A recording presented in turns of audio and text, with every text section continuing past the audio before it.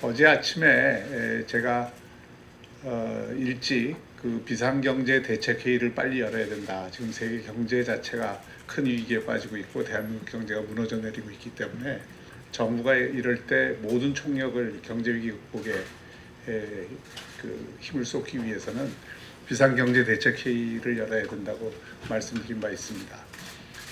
마침 다행스럽게도 정부가 비상경제 대책회의를 19일부터 연다고 합니다.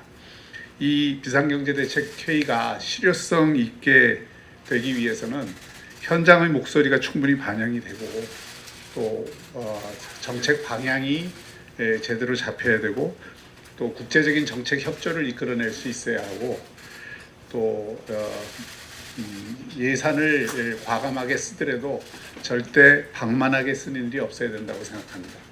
최근 이 각 지자체를 비롯해서 정부가 총선을 앞두고 이 코로나 포퓰리즘을 부추기는 일이 많습니다. 미래통합당은 경제 위기를 위해서 예산을 적극적으로 쓰는데 절대 반대하지 않습니다. 하지만 이 예산을 이용해서 선거에 소위 선심성 돈풀기 정책으로 이 환심을 살려고 하는 일이 있다면 결코 좌시하지 않을 것입니다. 이런 코로나 포퓰리즘이야말로 지금 태어나는 아이들이 중형 세단차 한 대 값에 부채를 지고 태어납니다. 10년 뒤가 되면 지금 20대 젊은이들이 낳는 아이들은 고급 승용차 한 대씩을 어깨 위에 빚으로 얹고 태어날 것입니다. 이런 일이 있으면 안 되기 때문에 미래통합당 선대위에서는 한편으로는 코로나 포퓰리즘을 철저하게 감시하고 다른 한편으로는 경제 살리기를 위한 적극적인 대책과 대안을 계속해서 제시할 것입니다. 오늘 신세돈 경제 살리기 선거 대책위원장님께서 또 선대위원장님께서 내일 비상경제대책회의와 관련해서 또 지금의 작금의 경제 위기와 관련해서 시급한 일에 대해서 좀 설명을 드리도록 하겠습니다. 근데 이번 선거는 중량감의 선거가 아니라고 생각합니다.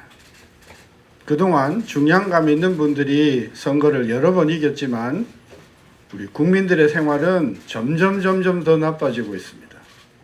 제가 조금 이따 숫자로 보여드리겠지만 이번 선거는 우리 국가의 국민들의 미래가 걸린 전쟁입니다. 따라서 중량감이 있느냐 없느냐가 아니라 얼마만큼 내실 있는 정책을 구체적으로 계획성 있게 세우느냐가 가장 중요한 관건이라고 생각하고 그것이 저의 소임이라고 생각합니다.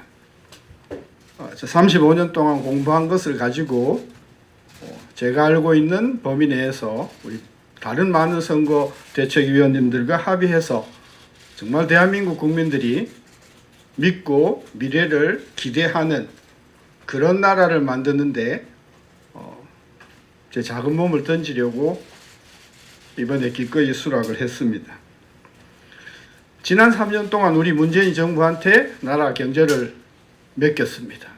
지난 3년 동안 우리 경제를 어떻게 한마디로 요약할 수 있을까? 이 문제를 가지고 제가 이틀 동안 고민하고 내린 단어는 처절한 경제 재앙이다. 이렇게 요약을 할 수 있습니다. 처참한 경제 재앙이라는 말 뜻이 뭐냐? 수출이 8년 전 수준으로 돌아갔습니다. 100인 이상 기업이 우리나라 6,000개 정도가 있었는데 지금 5,100개, 5,200개 정도로 한 1,000여 개가 지금 100인 이상 기업이 줄어들었습니다. 자영업자의 숫자만 해도 지난 2년 동안 16만 개가 사라졌습니다. 구미 한번 가보셨습니까?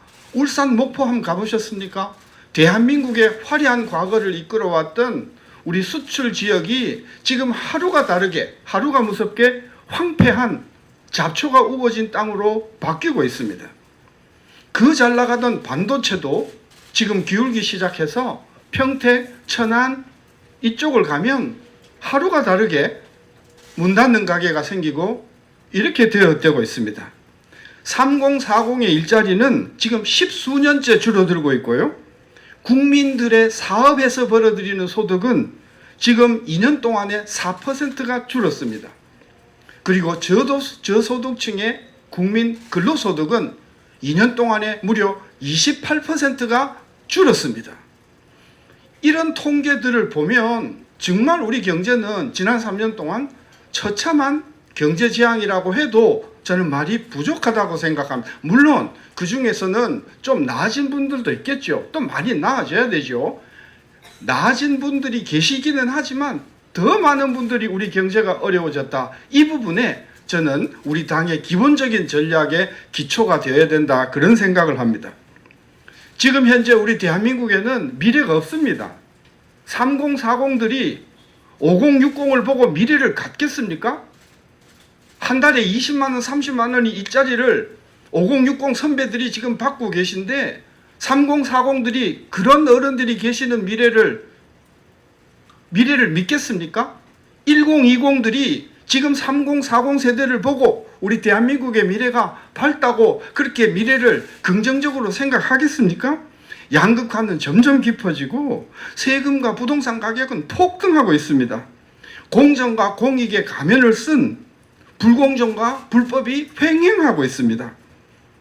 무능한 정부는 정부 공무원들의 참된 순기능마저도 무기력하게 하고 있습니다. 그래서 이제 더 늦기 전에 우리 국민들의 엄중한 심판으로 잘못 가고 있는 경제의 길을 바로잡아야 된다. 저는 그런 생각을 가지고 앞으로 한 달 동안 이번 총선이라고 하는 전쟁에 제 몸을 던지려고 생각합니다. 곽재우 장군이 중량감이 있었습니까? 신돌석 장군이 이름이 있었습니까? 저는 곽재우 장군과 신돌석 장군의 그런 기분으로 앞으로 한 달 동안 우리 총선을 이끌면서 다음 7가지 키워드를 가지고 정책을 구체적으로 여러분들에게 앞으로 순차적으로 열어 펼치겠습니다. 제일 중요한 선거 전략은 600만 자영업자가 선진화 경쟁력을 가져서 세계 어디에다 내놔도 경쟁력이 있고 자본이 빵빵한 그런 자영업자의 나라로 만드는데 앞으로 5년 10년 동안의 정책적인 역량을 기울이겠습니다. 두 번째는 우리 수출공단들이 계속해서 피폐해지고 있는데 이 수출공단들의 이 경쟁력을 다시 살려서 대한민국이 또 한 번 수출의 중심국가로 올라서는 경쟁력 회복을 위해서 앞으로 5년 10년 장기 계획을 마련하고자 합니다. 세 번째로는 이 정부가 들어와서 너무 자율이 무참히 짓밟혔습니다. 기업이나 학교나 일반 단체들의 자율성이 너무나 제한되고 규제를 통해서 억압이 되고 있습니다. 그래서 우리 경제의 특히 민간 부분, 기업, 대학, 여러 단체들의 자율성 창달을 위해서 중장기 계획을 만들어서 자율성을 제고시키도록 하겠습니다. 우리 국민들의 조세 부담이 너무 지금 커지고 있습니다. 특히 30대, 40대는 앞으로 10년 동안 어마어마한 세 부담을 안게 될 겁니다. 저는 그래서 앞으로 국민과 기업의 조세 부담을 점진적으로 줄여갈 수 있도록 하는 5개년 계획을, 세제 계획을 마련하고자 합니다. 3040의 일자리와 주거복지를 위해서 5개년 장기 계획을 세울 그런 계획을 마련하겠습니다. 우리나라에는 저소득 소외계층이 많습니다. 이분들이 실질적으로 생활복지에 있어서 어려움이 없도록 이분들을 위한 복지 장기 계획을 수립하겠습니다. 마지막으로 대한민국의 사회적 불공정이 그동안 너무 오래 이게 물들어 있었습니다. 그래서 이 사회적 불공정을 시정하기 위한 곳곳의 감사 기능, 여기서 감사 기능이라고 하면 감사원서부터 금융감독원서부터 일반 기업의 감사 기능까지 우리 공정한 사회가 되도록 점진적으로 이 깨끗하고 맑은 사회가 되도록 하는데 저는 앞으로 장기 계획을 마련하도록 할 것입니다. 앞으로 선거가 진행되면서 거의 한 주일 단위로 제가 7가지 말씀드렸던 내용에 대한 구체적인 액션 플랜들을 제시하고자 합니다. 국민 여러분, 우리 4,300만 투표권을 가지고 계신 국민 여러분, 지난 위대한 선택을 하시고 지난 3년 동안 만족하셨습니까? 이제 국가의 미래는 미래통합당에 달려있는 것이 아닙니다.